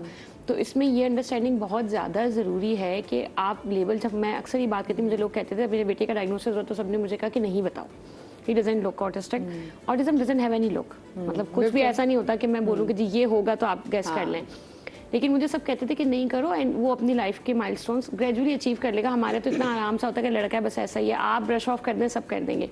तो मैं हमेशा ये बात कहती हूँ कि देखिए अगर मैं उसको नहीं बताऊंगी कि it's part of his autism, तो जो लोग उसको कहेंगे वो उस पर बिलीव करेगा। इफ़ ही इज स्लो तो मे बी लोग उसको बोलेंगे कि तुम डफर हो, तुम डम हो, तुम स्लो, तुम्हें हम इसलिए नहीं खिलाएंगे, तुम्हें हम इसलिए इंक्लूड नहीं करेंगे, तुम्हें बात समझ नहीं आती। और फिर अगर उसको कोई बोलेगा कि वो पागल है तो हो सकता है कि वो उस लेबल को एक्सेप्ट कर ले, because he doesn't know the right label for it. So मैं हमेशा पेरेंट्स से कहती हूँ आप दुनिया को बताएं या ना बताएं, ये आपका कंसर्न है या आपका फैसला है, लेकिन आप अपने बच्चे को उसका डायग्नोसिस ज़रूर बताएं। एजुकेशन और अवेयरनेस, ये मैं एक्सपेक्ट करूँ कि मधिया ऑटिज्म को समझें, लेकिन मैं अब्दुल्ला को ही ना बताऊँ कि उसको ऑटिज्म है। This is very unfair. ये आप अपने बच्चे के साथ बहुत बड़ी ज्यादती करते हैं। सो आप उसको ज़रूर एजुकेट करें और अपने इर्द गिर्द के जो लोग हैं उनको ज़रूर एजुकेट करें। सो मुझे बहुत से लोगों ने ये भी कहा कि जी आप उसको नहीं बोलती कि आपके बच्चे को ऑटिज्म है तो वो आपको ये नहीं बोलता। लेकिन ये बताना बहुत ज़रूरी है because it's part of his autism. और हम 24 घंटे हमारी फैमिली लाइफ, हमारी प्रोफेशनल लाइफ, हर चीज़ जो है वो अब्दुल्ला के डायग्नोसिस के बाद there is a major shift. हाँ हाँ, हर चीज़ तो चेंज इट्स हो नॉट जाती सेम। है। हाँ मतलब मैं अगर हमने आउटिंग पे जाना है, you will be planning in a very different way with your neurotypical child, I will have to plan in a very different way. So मेरा 24/7 it's around autism, so why I should not talk about it. माँ बाप exactly माँ बाप की तो पूरी life change होती है। मुझे अब ये बताएं फरियाल, हम देखिए ये तो डायग्नोसिस वाला तो ये अब जाके आ रहा है ना कि आपने ADHD हो या कुछ भी, तो हम जाके उसमें कर लेते हैं। आज से पहले जब ये डायग्नोसिस नहीं थे तो ऐसे कितने ज़्यादा जो कुछ बहुत से लोग होंगे जो कि स्पेक्ट्रम पे फॉल करते होंगे, लोगों को क्लास में समझेंगे कि तो बेवकूफ़ है, इसको समझ नहीं आती, नालायक है, ये समझ नहीं पाता, या फिर ये बदतमीज़ है, ये हाइपर है, सुनता ही नहीं, ये बदतमीज़ है, नाफरमान वाला, तो उस बच्चे को, और वो उसके बस की बाहर की बात है। तो ऐसे लोगों को किन किन मुश्किलात का सामना होता है जिनकी लेटर मतलब ज़िंदगी पहले डायग्नोसिस नहीं हुए होते हैं? अभी हम थोड़ी देर पहले जब बात कर रहे थे वो यही डिस्कशन थी कि बहुत सारे बच्चे तो छुपे हुए ही हैं, वो घरों में छुपे हुए हैं, छत पे कमरों में छुपे हुए हैं, जब हम आपस में डिस्कशन कर रहे थे। तो ऐसा ही है, अगर हम अपने ख़ानदान में भी देखें तो शायद हमने कहीं ना कहीं सुना था कि किसी का कोई बच्चा था जिसके साथ कोई प्रॉब्लम थी, जिसको वो आम लफ्ज़ों में लोग पागल कह देते थे, वो बच्चा सामने ही नहीं आता था। अवेयरनेस उस टाइम पे भी थी, काम जो है वो उस टाइम पे भी हो रहा था, लेकिन वही वाली बात एक्सेप्टेंस नहीं थी, क्योंकि जब हमारी फैमिली में किसी बच्चे को एक्सेप्ट नहीं किया जा रहा तो मैं ये नहीं एक्सपेक्ट कर सकती कि मैं बाहर की दुनिया में कोई अननोन बंदा हमारे बच्चों को एक्सेप्ट करेगा। और ऑब्वियसली अभी हम देखते हैं ऑटिज़म ADHD के अलावा बहुत सारी मेंटल हेल्थ प्रॉब्लम्स होती हैं। अगर हम देख रहे होते हैं कुछ लोग हैं जो ये एग्रेशन उन साहब ने जो निकाला है एक मासूम से बच्चे पे, तो यकीनन मुझे लगता है उनका भी कोई चाहे हो ट्रॉमा होगा जो कि शायद क्योर नहीं हुआ या जो पर उन्होंने काम नहीं करा, जो कि एक मासूम से बच्चे पे उनका सारा एग्रेशन या गुस्सा निकल रहा है। तो बहुत सारी ऐसी चीज़ें थी जो कि वक्ती तौर पे अगर नहीं उसको आप काम करते उस पर तो इसके अलावा देखिए बहुत सारे लोग हमें नहीं, मुझे ना, मैंने आसपास ऐसे लोग होते हैं वो कुछ चीज़ पे ट्रिगर हो जाते हैं। जैसे अगर हम फोबियाज में भी देख लेते हैं, फिर उसके बाद लाइट की फ्लिकरिंग उनको बहुत है, जो बहुत ज़्यादा शोर हो वो उनके लिए बड़ी प्रॉब्लमैटिक साबित होती है। वो कहते हैं हम सोचने से कासिर हो गए हैं, हमें कुछ हमको समझ नहीं पा रहे। तो ऐसी बहुत सारी इंडियन ऐसी चीज़ें होती हैं जो कि शायद डायग्नोस नहीं हुई और लोगों को पता नहीं कि उन्हें, जैसे उन्होंने कहा ना, बताना ज़रूरी है। तो और बहुत से लोगों को पता ही नहीं कि साथ ही मसला है। हमारी सोसाइटी में बहुत सारे लोगों को सेंसरी डिसऑर्डर है, बिकॉज अगर आपको बहुत शोर से हो जाता है, बहुत इससे ट्रिगर हो जाता है, माइग्रेन के अलावा ज़्यादा लोग होते हैं तो उससे बहुत पीपलिंग, लोग कहते हैं ना बहुत पीपलिंग हो गई, अब मुझे थोड़ा सा मी टाइम चाहिए, तो it has a scientific reason, it has a psychological reason, but you don't know it. सही है, तो उसमें लोग आपको रूट भी कह देंगे। अच्छी लग रही होती है, that is basically sensory seeking. आप वो सीख कर रहे होते हैं, आपके सेंसरी वहाँ पे ऊपर नीचे हो रहे हैं, वो भी एक तरह की डिस्टॉर्शन है। You are not aware of it, तो आप क्या करते हैं कि आप उसको उस सेंसरी नीड को सेटिस्फाई नहीं कर रहे इन अ कंस्ट्रक्टिव वे, सो वो डिस्ट्रप्टिव बिहेवियर्स के तौर पर सामने आता है। फिर इंटेंसिटी का फर्क होता है, हमने with the passage of time cope करना सीख लिया, किसी की इंटेंसिटी ज़्यादा होगी तो उसके कोपिंग मैकेनिज्म अच्छे नहीं होंगे। सो ये बहुत इंपॉर्टेंट है कि अगर आपको पता होता है, या मैं तो अक्सर लोगों से कहती हूँ कि भी आप अपनी गट फीलिंग्स पे चलें। अगर आपको लग रहा है कि आपके अंदर कोई भी, चाहे मेडिकल इशू हो, कोई साइकोलॉजिकल इशू आ रहा है, तो देयर इज नो हार्म के भाई जाके चेक करा लें। मतलब अल्लाह ताला ने आपको ये राइट दिया। और जैसे पता है कि हर चीज़ में, हर बच्चे में एक चीज़ डिफरेंट हो सकती है। हो सकता है कि एक हम ये जज करें कि जी बच्चे के जो सेंसरी मोटर स्किल्स हैं वो सही डेवलप नहीं है, बट आप दूसरे बच्चे को देखें तो उसमें डेवलप्ड होंगे। हाँ, सो ज़रूरी नहीं है कि आप इन छोटी छोटी चीज़ों से ही पकड़ सकें। कोई बॉक्स नहीं है। मैं अक्सर लोगों से बात कहती हूँ, जो अब्दुल्ला के बाद मेरी ज़िंदगी में एक मेजर शिफ्ट आया है वो ये है कि अब मुझे हो गया कि आप किसी को भी किसी बॉक्स में नहीं बिठा सकते। सब औरतें ऐसी होती हैं, सब आदमी ऐसे होते हैं, सब बच्चों को ये करना चाहिए, नहीं। There is no fix timeline and you have to be okay about it. आपको आपकी ये जो जजमेंट्स है ना, ये हमने अपने बचपन में सीखी थी, हमारे अपने पर्सनल स्कीमाज हैं जिसके ऊपर हम लोगों को जज करते हैं, but there is no hard and fast rule. You have to be very flexible, you have to be very open. मुझे कि आपकी फैमिली की जानिब से आप पे कभी कोई प्रेशर आपको फील करती है, फिर आपको होता है कि यार ये लोग मुझे ये बात करते हैं, कोई ऐसी चीज़ जो बॉदर करती हो? मैं अक्सर ये बात कहती हूँ कि मेरा ख्याल है मैं शायद पाकिस्तान में उन 2% लोगों में से हूँ कि I have a very very supportive family, be it in laws. In fact मेरे इन लॉज ज़्यादा अंडरस्टैंडिंग हैं as compare to my own family. बहुत मेरी सास ने इतना सीखा है अब्दुल्ला के बारे में, वो लोगों को रील्स भेज रही होती हैं, मुझे भेज रही होती हैं कि इसके ऊपर घर में ये करते हैं। उसके बावजूद देयर वर 2 इंस्टांसेस जहाँ पर, और हम बहुत अच्छी सोसाइटी में रहते हैं, बहुत ही अच्छी लिविंग है, स्टिल 2 ऐसे इंस्टेंसेस हुए जहाँ पे नेबरहुड में ही लोगों ने 2 दफ़ा इसको पागल कहा और मुझे बहुत वो चीज़ हर्ट की। बट हमारी सोसाइटी के अंदर मदिया, मुझसे जब पेरेंट्स बात करते हैं तो मुझे इतना दुख होता है कि बहन ने ये कह दिया। अब उसी पोस्ट के नीचे किसी ने बताया होता है कि उसके बहनोई ने कहा कि यार आइंदा तुम इसको हमारे घर मत लेकर आना। एक खातून है जिन्होंने बताया कि उनके अब्बा खुद अपने बच्चे को ईद पर नहीं मिलते, अपने घर नहीं लेकर जाते, बाकी बच्चों को ले जाते हैं। मैं इसको जो कंटिन्यू neurodivergent है, उसको नहीं ले कंटिन्यू जाते। करूँगी। छोटी सी ब्रेक के बाद एक और मदर हमारे साथ मौजूद है, उनसे भी इनकी कहानी सुनेंगे, लेकिन ब्रेक के बाद नहीं मजा आएगा।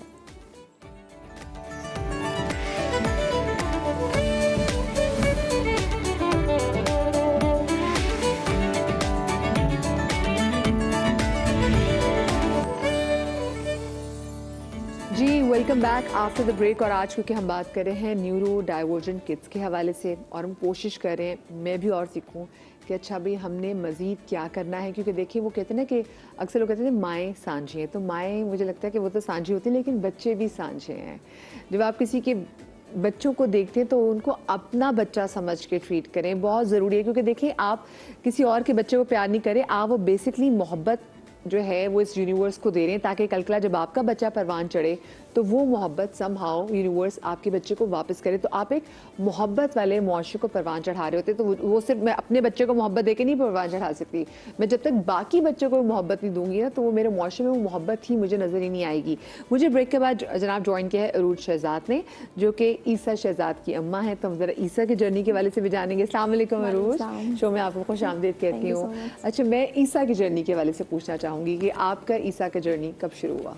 ईसा का जर्नी स्टार्ट हुआ जब ईसा 2.5 के थे, और अब नाउ माशाल्लाह ही इज़ 11, माशाल्लाह। तो इट्स अ लॉन्ग जर्नी। और 2.5 में वही कुछ रेड फ्लैग्स थे जिसकी वजह से जो है हमें ईसा को एक नॉर्मल अच्छे मॉन्टेसरी में इनरोल किया, और उसके बाद हमें पता चला कि देयर इज़ समथिंग रॉन्ग। बस वहाँ से फिर जर्नी स्टार्ट हो गई हमारी। तो वो आपको खुद पता चला, मैं इसको रेड फ्लैग्स नहीं कहूँगी लेकिन आपको चीज़ सिम्टम्स आपको स्कूल ने बताया, मॉन्टेसरी ने बताया, या आपको थोड़ा सा आइडिया हुआ? नहीं, एज अ मदर तो मुझे बिल्कुल भी आइडिया नहीं हुआ, टू बी वेरी ऑनेस्ट। मेरी अम्मा को हुआ, उन्होंने मुझे कहा कि नहीं बच्चा जो है ना तुम्हारा नेम पे रिस्पॉन्ड नहीं कर रहा। तो बोलना तो ऑब्वियसली वो डिलेड था ही, क्योंकि प्री मेच्योर हुए थे तो माइलस्टोन्स थोड़े से डिलेड थे उसके, लेकिन वही सब ने बोलना शुरू कर दिया कि नहीं इट्स ओके, लड़का है लेट बोलेगा, ताया भी लेट बोले थे ये वो, तो मैं तो उसी फेस में थी। बट मेरी अम्मा ने मुझे कहा कि नहीं बोलना और ये सब चीज़ें अलग जगह है, लेकिन तुम्हारा बच्चा जो है ना नाम पे रिस्पॉन्ड नहीं करता, वो आई कांटेक्ट नहीं करता, तो इसमें क्या गलत बात है अगर तुम एक दफ़ा जो है कंसल्ट कर लोगी डॉक्टर से। तो बस उसके बाद जब मॉन्टेसरी में करवाया तो ऑब्वियसली चीज़ें और ज़्यादा क्लियर हुई। बच्चों को जब मिंगल नहीं हो रहा था, वहाँ जाके इसने बाइटिंग, हिटिंग, शाउटिंग स्टार्ट की, तो बस जर्नी फिर वहाँ से हमारी स्टार्ट हो गई। फिर मैं इसको फर्स्ट असेसमेंट के लिए लेके गई, and thing start from there. फिर वहाँ से एक थेरेपी सेंटर, दूसरे थेरेपी सेंटर। वो बाकी बहुत मुश्किल होगा, क्योंकि जब आप मॉन्टेसरी बच्चे के साथ जा रहे हो तो आप बाकी माओ को देख रहे हो, आप कहना चाहिए इन बच्चों को में से किसी को यूं नहीं है मेरे बच्चों, कि आप माइलस्टोन ये होता है ना कि शुरू शुरू में पहला बच्चा होता है, आप माइलस्टोन मैच करते कि अच्छा अब इसे दांत निकालिए, अब इसे, अब तो यूट्यूब भी आ गया ना, तो अब मैं भी जब मेरा बच्चा पैदा हुआ था तो पहले मैं प्रेगनेंसी में देखती थी अच्छा इस वीक में क्या एक्सपेक्ट करना है, और जब वो पैदा हो गया तो मैं कहती थी अच्छा इस मंथ में अब क्या एक्सपेक्ट करना है, कि दांत कब निकाल ले, ताली कब बजाएगा, देखेगा कब, एक एक चीज़ माइलस्टोन कंपेयर कर रहे थे ना अगले बच्चों से भी। तो वो कितना मुश्किल था रोज आपके लिए टाइम? बहुत ज़्यादा मुश्किल था, बिकॉज मैं तो सब कुछ देखते हुए भी मैं to be very honest denial face में थी ऑलमोस्ट 4 इयर्स तक। हाँ। मैं डिनाइल फेस में थी, मैं इस चीज़ को बिल्कुल ही एब्जॉर्ब ही नहीं कर पा रही थी कि मेरे साथ ये क्या हो गया। और अल्लाह ताला से लड़ाइयाँ भी बहुत की, बहुत शिकवे शिकायतें, इवन कि मेरे हस्बैंड तो, मैं तो फिर 4 इयर्स के बाद कहीं ना कहीं निकल आई थी, मेरे हस्बैंड को तो उससे भी ज़्यादा टाइम लगा, क्योंकि उस फेज से हम निकल ही नहीं पा रहे थे कि नहीं वो एक दिन कोई ना कोई उसका अगर माइलस्टोन अचीव हो जाता था, नहीं नहीं नहीं अब तो इसको ऑटिज्म नहीं है, बस वो हाँ और ना के चक्कर में ही। बट अल्लाह का शुक्र है कि अच्छे लोग मिल गए थे, अच्छा एक सर्कल मिल गया था, एक गाइडलाइन मिल गई थी, तो मैंने ईसा पे बहुत जल्दी ही वर्किंग स्टार्ट कर दी थी। एक्सेप्टेंस कितनी ज़रूरत है, क्योंकि जब तक आप एक्सेप्ट नहीं करेंगे तो आप उस पर काम करना शुरू नहीं करेंगे। आपको क्या लगता है कि कितना ज़रूरी है ये एक्सेप्टेंस? आई थिंक सबसे ज़रूरी है, और पेरेंट्स के लिए सबसे ज़रूरी है, क्योंकि हमारे बच्चों का जो मेन टाइम होता है ना वो 5 इयर्स तक का ही होता है। अगर हम इसी लड़ाई में और इसी में टाइम अपना वेस्ट कर देंगे कि नहीं अब जो है ना मुझे दुनिया को फेस करना है, मैं इसको थेरेपी के लिए लेके जाऊंगी तो दूसरा मुझे क्या, घर वाले क्या कहेंगे, फैमिली क्या कहेगी, तो आई थिंक हम अपने बच्चों के साथ सबसे ज़्यादा जो है ना उनका लॉस कर देंगे। क्योंकि वो वाला जो गोल्डन टाइम है, early intervention is very important. जितना जल्दी काम कर लिया, ईसा की अगर मैं बात करूँ तो अगर मैं वो टाइम उस टाइम पर अगर स्ट्रॉन्ग ना होती और चीज़ों को उस तरीके से ना लेके चलती, तो आई थिंक सो कि अब जो स्टेज पे वो है वो नहीं हो पाता। आपने कौन सी थेरेपीज कराई ईसा की? फिर मैंने सारी थेरेपीज़ कराई, क्योंकि ऑब्वियसली ईसा को सारी ही थेरेपीज़ रिकमेंडेड थी। ऑक्यूपेशनल करवाई, बिहेवियर करवाई, रिमीडियल तो बहुत खैर बाद में, और स्पीच थेरेपी करवाई क्योंकि नॉन वर्बल थे वो पहले। तो अब ईसा बताएं, कब वो 11 साल का हो गया, अब ईसा कहाँ पे खड़े हैं? ईसा माशाल्लाह से वर्बल हैं, इतने वर्बल हैं कि वो अब सब कुछ ही बता देते हैं कि I have rare candies, I am autistic, और मतलब सब कुछ अल्हम्दुलिल्लाह। और माशाल्लाह से ग्रेड 3 के लेवल पे हैं वो। वाओ। और एकेडमिक्स में और कंप्यूटर स्किल्स माशाल्लाह बहुत अच्छे हो गए हैं। और वो शुरू से, जैसे तायरा ने कहा कि हमारे बच्चे क्योंकि बहुत अच्छे विजुअल लर्नर्स होते हैं, जी, जी। और वो 2.5 ईयर्स से ही थेरेपीज ले रहे हैं, जो घर पे उस पर वर्किंग हुई तो हर चीज़ पिक्टोरियल ही थी, तो वो अब इतने ज़्यादा पिक्टोरियल प्रो हो चुके हैं कि वो हर चीज़ मुझे ही जो है ना ड्रॉ कर करके बता रहे होते हैं। कॉमिक बुक्स बनाने का बहुत अच्छा उसको शौक है। वाओ। तो वो अब जो है वो पावर पॉइंट की तरफ चले गए हैं। तो इंशाल्लाह सून मैंने उसको बोला है कि we will do your exhibition soon, के जो है ना वो हर चीज़ आपको ड्रॉ भी करेगा और फिर उसको ऐसा नहीं है कि वो भूल जाएगा, वो उसको एक्सप्लेन भी करेगा। वाह, उसका मतलब है कि वो पावर पॉइंट पे जाके सब चीजें प्रॉपर जी प्रॉपर, और वो गूगल से इमेजेस पिक करके वो प्रॉपर आपको उसकी प्रेजेंटेशन भी देगा। Mummy I have a presentation for you, I have a surprise for you. तो वो इस तरीके से अब माशल्लाह से काफी इंप्रूवमेंट आ गई। ये तो बहुत बड़ी अचीवमेंट है। लेकिन देखिए उसके लिए अब जो सफ़र था वो एक तो तवील तो था, लेकिन यस ये बात है कि थेरेपीज़, क्योंकि देखिए मैं बहुत सारे ऐसे पेरेंट्स को जानती हूँ उनके बच्चे अगर जो हैं वो नॉन डाइवर्जेंट बच्चे हों तो वो खुद पेरेंट्स थेरेपी सीख लेते हैं कि हम वो फिर जा जाएगा। सबसे पहले तो कहते हैं हमें भी थेरेपी की ज़रूरत होती है, फिर हम सीखते हैं कि अच्छा हमें करना क्या है। मैंने थेरेपीज ली है मदिया एक टाइम पे, क्योंकि मैं वो इस चीज़ को मैंने आपको बताया कि मैं अब्जॉर्ब नहीं कर पा रही थी। तो मुझे ईसा की थेरेपिस्ट ने ही, क्योंकि रोज़ाना जब मिलना था तो उन्होंने मुझे एक दिन बुलाया, उन्होंने कहा तुम इधर बैठो, ईसा से ज़्यादा तुम्हें थेरेपी की जरूरत है। व्हाट्स रॉन्ग विद यू, तुम्हारी शक्ल देख के पता चल रहा है कि कुछ प्रॉब्लम है, घर में कोई प्रॉब्लम है, क्या है। मैंने कहा मुझे कोई प्रॉब्लम नहीं है, मैं मतलब नहीं निकल पा रही हूँ इस फेज से। क्या आपको होता है कि maybe I am not a good mother, yes, कि जिस वजह से ये चीज़ हुई है, और लोग ये रियलाइज बहुत कराते हैं ना। हाँ, ये बात अच्छा। बेसिकली सोसाइटी हमें इम्पोज कर रही होती है ना हमारे ऊपर। और अगर हम जो यहाँ पे चारों वालदाएँ आई हुई हैं, जो रिजवान साहब आए थे, उससे अगर हम ये देखें कि चारों के केस में इन लोगों ने बहुत अर्ली इंटरवेंशन स्टार्ट करी, बहुत जल्दी थेरेपीज स्टार्ट करी, तो उसके रिजल्ट्स भी वैसे ही नजर आए। क्योंकि ज़ाहिर है एक स्पेसिफिक एज होती है जिसमें बच्चा हर चीज़ लर्न कर रहा होता है, सीख रहा होता है। अगर उस टाइम पे हम उसको प्रॉपर्ली इंटरवेंशन दे दें तो हमें रिजल्ट्स नज़र आ रहे होते हैं। मुझे बताएं, मैं आप सबसे भी वक्त मेरे पास मुख्तसर है, मुख्तसर मैं आप सबसे चाहूँगी, अगर हम किसी हमारा इंटरेक्शन होता है, ऑफ कोर्स क्यों नहीं इंटरेक्शन होगा, और हमें इंटरेक्शन करना भी है, किसी हमें न्यूरो डाइवर्जेंट बच्चे से मुलाकात हो तो हमें उस बच्चे से कैसे डील करना है, और उनके पेरेंट्स से जो है ना वो हमने कैसे डील करना है, हमें उनके साथ कैसे ताउन की यकीन दहानी करानी चाहिए। सबसे पहले तो ये कि कोई भी बच्चा किसी भी तरह का पैटर्न दिखा रहा है, वो ज़रूरी नहीं है कि वो किसी डायग्नोसिस के साथ हो, या एक नॉर्मली भी अगर हम किसी बच्चे का कोई बिहेवियर या पैटर्न देखें तो उस पर रिएक्ट ना करें फॉर अ टाइम। मुझे लगता है कि थोड़ी सी स्पेस दे दें, जो पेरेंट या केयर टेकर उसके पास है उसको थोड़ी सी स्पेस दे दें। वो खुद ही बच्चे का मेल्ट डाउन जब ख़त्म होता है तो वो बेहतर होता है। और जब पेरेंट्स थेरेपीज़ ले रहे होते हैं तो उनको स्ट्रेटजीज़ पता होती हैं कि मुझे उस स्पेसिफिक इन्वायरमेंट में बच्चे को कैसे काम करना है। प्रॉब्लम जब होती है जब वो इर्द गिर्द सारे लोग जमा हो जाते हैं और वो एक अजीब सा रिएक्शन दे रहे होते हैं, तो वो ज़ाहिर है वो बच्चे के लिए बहुत ओवरवेलमिंग बिहेवियर होता है। तो मेरे हिसाब से तो सिर्फ एक थोड़े से फॉर स्पेसिफिक टाइम आप थोड़ी सी स्पेस दे दें। जल्दी से क्विकली। रिएक्शन नहीं, रिस्पॉन्स दें, क्योंकि रिएक्ट करने से चीज़ें फैल रही हैं, लोगों को गलत लग रही हैं। रिस्पॉन्स करें तो बहुत मुख्तसर सी बात है, रसूल की हदीस है कि तुम दूसरों पर नरमी करो, अल्लाह तुम पर नरमी करेगा।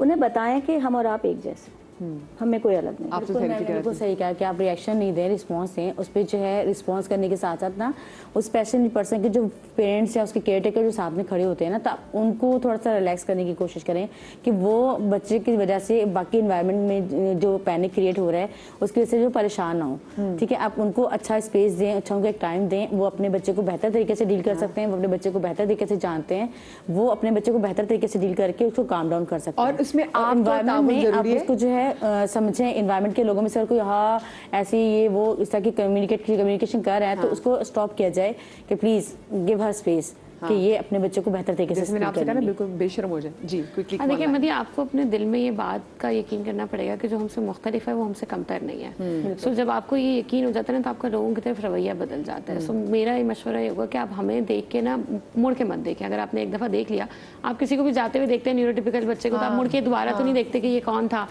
तो हमें भी आप मुड़ के मत देखो। और अगर मेरे बच्चे के कोई भी स्टिमिंग बिहेवियर्स हैं, चाहे वो हैंड क्लैपिंग है, चाहे वोकल स्टिमिंग है, कुछ भी है, unless he is not harming somebody, so there is no need कि आप उसको रोकें। I just have 5 seconds।